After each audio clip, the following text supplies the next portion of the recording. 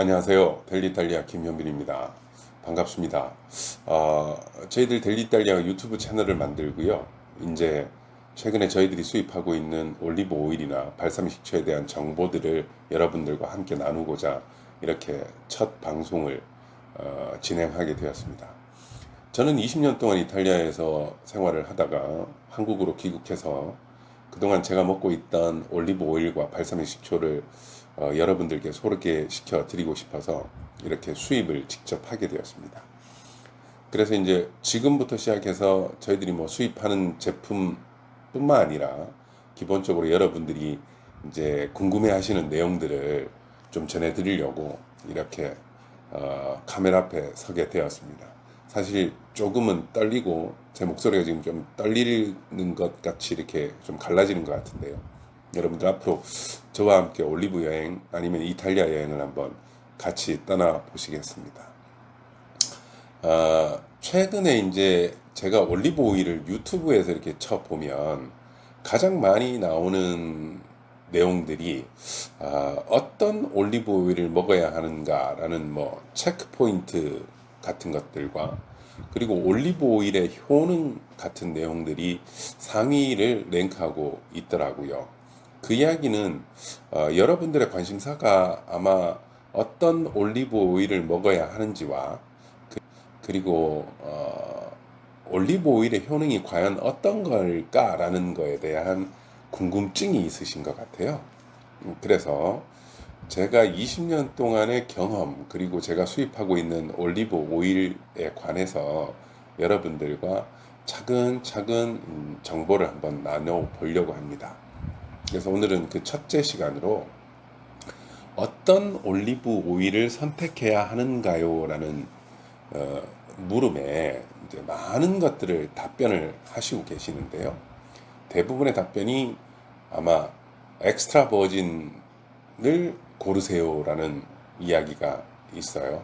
그래서 이제 왜 엑스트라 버진을 골라야 하는지 그리고 그 고르는 기준은 무엇인지 제가 첫 시간을 할애하려고 합니다.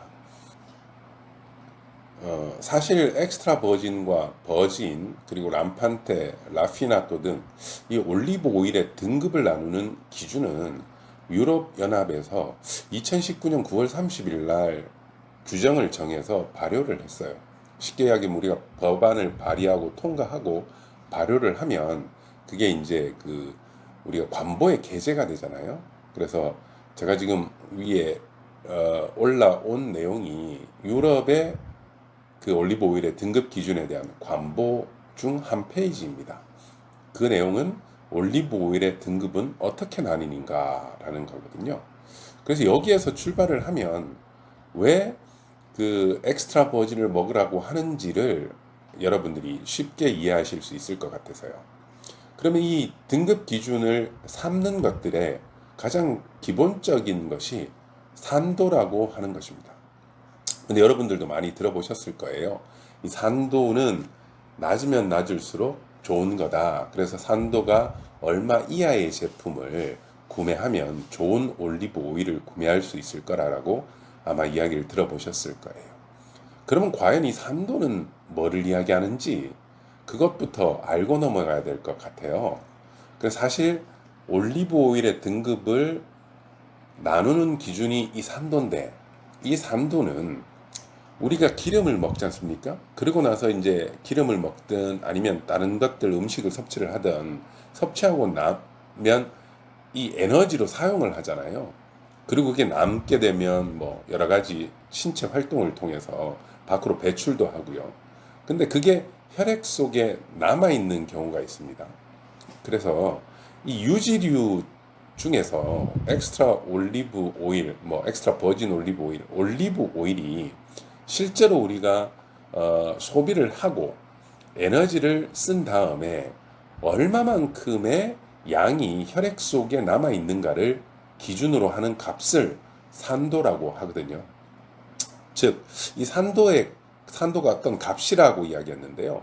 그 값은 100g의 기름을 소비한 후 그 에너지로 사용하고 남은 양이 얼마인가를 나타내는 겁니다.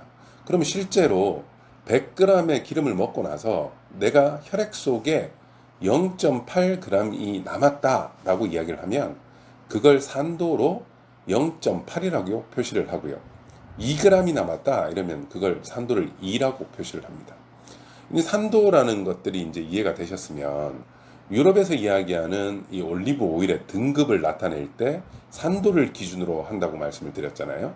그래서 저 표를 한번 보시면 요 표가 다시 한번 돌아와서 이 표를 보시는 건데요. 요 표가 올리브 오일이 4가지 정도로 나뉘는데 그 중에 엑스트라 버진 등급만 한번 보시면 엑스트라 버진은 산도가 0.8 미만이다 이렇게 되어 있고요. 버진은 2 미만이다 이렇게 되어 있어요. 즉 그 산도가 0.8이다라고 이야기하면 이 100g의 기름을 소비한 후에 우리 혈액 속에 기름이 0.8g 남았다 이런 뜻이거든요.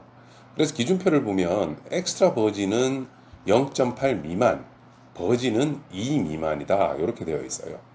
즉 유럽 연합에서 이야기하는 우리 올리브 오일의 등급 엑스트라 버진 그리고 버진의 등급을 나눌 때는 이 산도의 기준이 0.8이라는 거죠.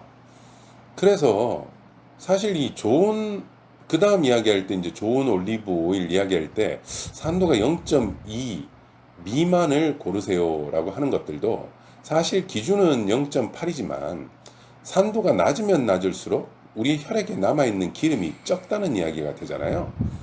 그 이야기는 그만큼 기름이 적게 남으면 남을수록 좋은 올리브 오일이다라는 뜻을 나타내고 있거든요. 제가 표를 한번 보여드릴게요. 올리브 오일의 이제 퀄리티라고 되어 있는데요. 여기 보면 기본적으로 0.8 미만의 엑스트라 버진 중에서 0.19 정도까지의 산도를 나타내는 것들은 럭셔리한 올리브 오일이라고 이야기를 합니다. 그 다음에 0.3 정도 미만을 우리가 프리미엄 올리브 오일이라 하고 그리고 0.3 이상의 제품은 우리가 일반적인 그냥 엑스트라 버진 올리브 오일이라고 이야기를 해요. 그러면 여러분들이 앞으로 이제 엑스트라 버진을 먹어라. 그리고 그 중에서 산도가 0. 라고 되어 있는 것 중에 그 중에 산도가 낮은 것을 먹어라 라고 이야기하는 것들도 그 기준이 명확하게 이제 이해가 되실 거예요.